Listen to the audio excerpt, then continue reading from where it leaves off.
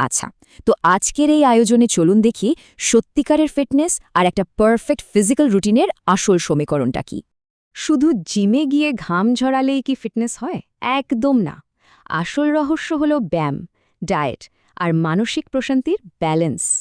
শুরুতেই আসা যাক ওয়ার্কআউটের সবচেয়ে কমন ভুলগুলোর দিকে, মানে যে ব্যাপারগুলো আমরা প্রায়ই এড়িয়ে যাই। যেমন ধরা যাক ওয়ার্ম আপ না করা, এটা মারাত্মক বিপজ্জনক। ঠান্ডা পেশি কিন্তু রাবার ব্যান্ডের মতো হুট করেই ছিঁড়ে যেতে পারে। আর হ্যাঁ, রিকভারি বাদ দিলে চলবে না, কারণ পেশির আসল বৃদ্ধিটা কিন্তু বিশ্রামের দিনগুলোতেই হয়, ব্যায়ামের সময় নয়।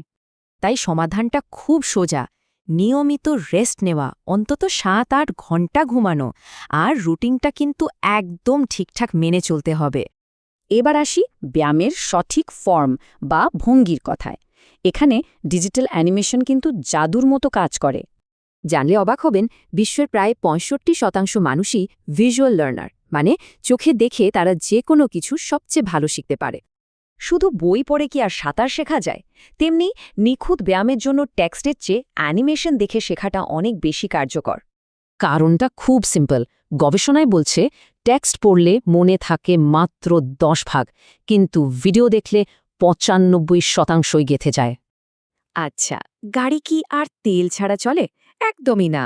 শরীরের জন্য কিন্তু সঠিক জ্বালানি মানে পুষ্টির ব্যালেন্স খুব দরকার। এখানে ম্যাক্রোনিউট্রিয়েন্টগুলো হলো মূল জ্বালানি, যা প্রচুর শক্তি দেয়, আর মাইক্রোনিউট্রিয়েন্টগুলো অনেকটা আড়ালে থেকে শরীরের ভেতরের কাজগুলো নিখুঁতভাবে সামলায়। তো একটা পারফেক্ট ব্যালেন্স ডায়েটের জন্য এই চারটা দেখা যেতে পারে।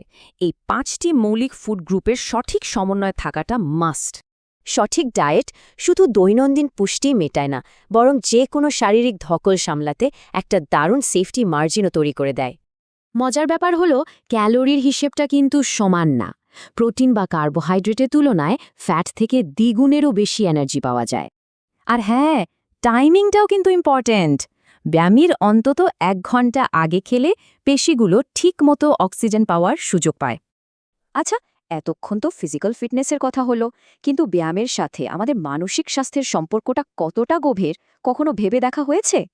ব্যায়াম আক্ষরিক অর্থেই মস্তিষ্কের কেমিস্ট্রি বদলে দেয়। নির্দিষ্ট কিছু কেমিক্যাল রিলিজ হয়ে নিমেষেই মন আর ফোকাস একদম ভালো করে দেয়।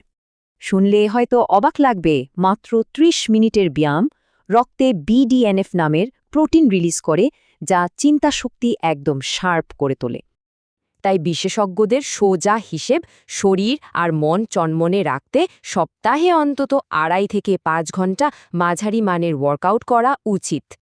আর এই ব্যায়াম যদি মুক্ত বাতাসে হয়, তাহলে তো কথাই নেই, ক্লান্তি আর দুশ্চিন্তা একদম জাদুর মতো গায়েব হয়ে যায়। তো আজকের আলোচনার শেষে একবার ভেবে দেখা যাক, বর্তমান ফিটনেস রুটিনটা কি উপকারের চেয়ে উল্টো ক্ষতিই বেশি করছে না তো?